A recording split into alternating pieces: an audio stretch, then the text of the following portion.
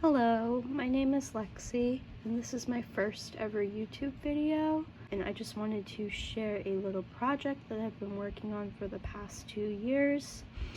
Obviously, I'm a huge fan of Ethel Cain, and about 2 years ago I made this doll, and last summer I decided to make her her own little space. So I just wanted to share some of the details of this room and how I made this room and this doll, and just bring her over to a different platform where I feel like I can kind of explain my art and the little details a little bit more. So just some background about the doll herself before I get into the tour of her little room. I made little Ethel in the fall of 2022. She is my childhood Monster High Ghouls Rule Frankenstein that I gave a pretty dramatic makeover to. She has received a lot of reception on a certain social media app, including being recognized by Hayden herself, which I am so grateful for.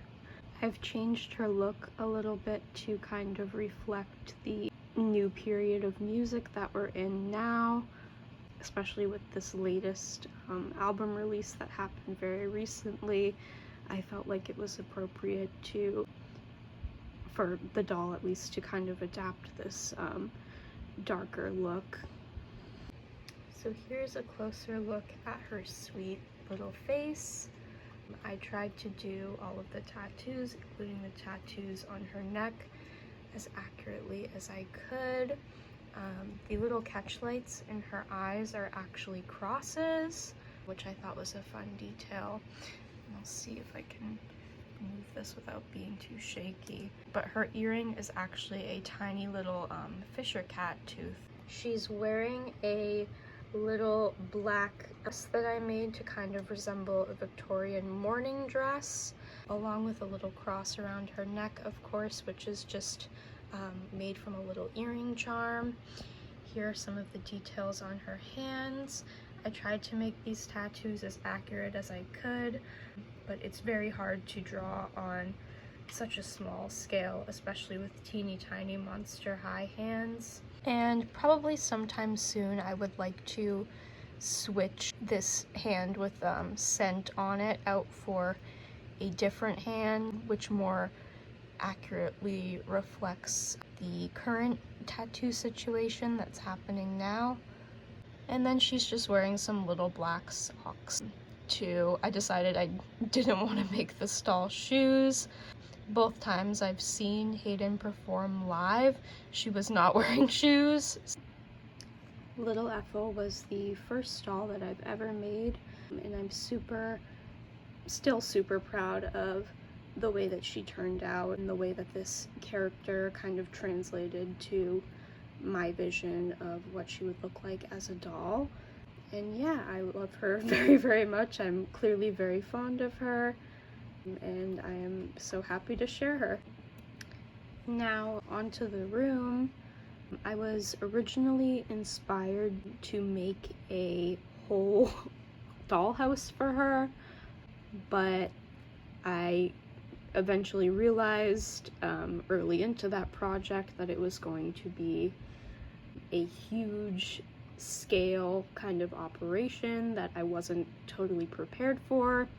And since I've never really worked with miniature in this way before, I decided maybe just starting with a simple room would be better. I definitely wanted this little room to kind of capture that like Southern Gothic vibe though, which I think it does pretty well. The room itself is just a cardboard box. For the wallpaper, I used printed napkins that I stained and kind of distressed with Mod Podge, acrylic paints, and pan pastel. And then the floor is just scrapbooking paper. So then to start with this wall, this little dress is actually the first dress that I made for her. It's just a little white dress that I made out of a dish towel and some lace trim. I kind of wanted it to resemble a gunny sacks a little bit. Clearly it was, you know, my first attempt at sewing on this scale, so it's a little rough, but I think it kind of adds to its charm. I wanted it to represent kind of like a wedding dress, but also a nightgown and a shroud as well. And then up here, it's curling up at the edge a little bit, but this is just a picture that I printed out of a painting called The Witching Hour by Andrew Wyeth. Above her little window here are just some doll-sized weapons that I got at Michael's. I just loved them and I felt like they needed to be here.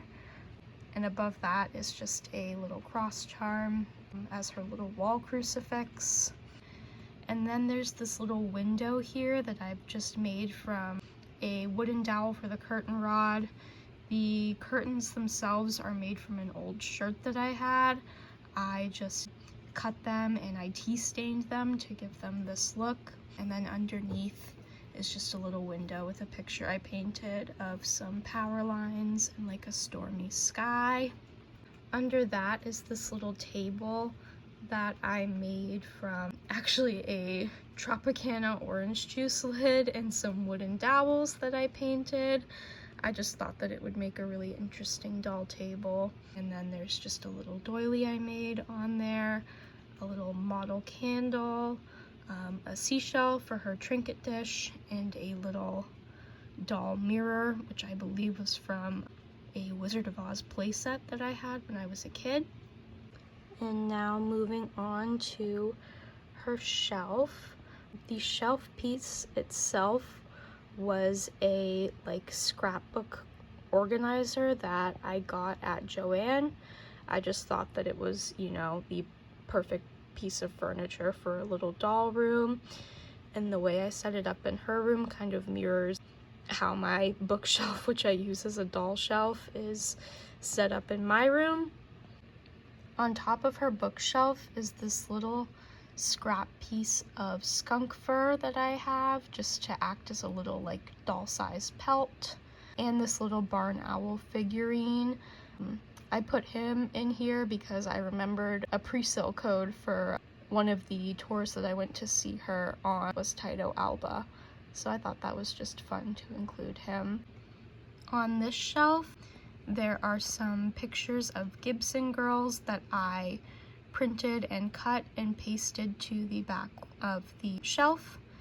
There's a little Bible, a little hunting knife that I made her, her perfume bottle, a doll scale mirror, and a little doll-sized CD of her favorite album, which is Natural Born Losers by Nicole Dollanganger. On this shelf she has some more like biological specimens, I guess. The jar in the corner is snake shed from my girlfriend's snake. There's a little crystal that I found on the beach, I believe. There is a little rubber snake that I have in just a little jar. This is because I have a jar of preserved snakes on my shelf as well. Behind it, oops, is a little teeny tiny doll-sized copy of Sharp Objects. There is a little nesting doll, which is just the baby of a real set of nesting dolls. There is a coyote toe bone and a deer tooth in this Monster High jar, which I believe came with the high school playset.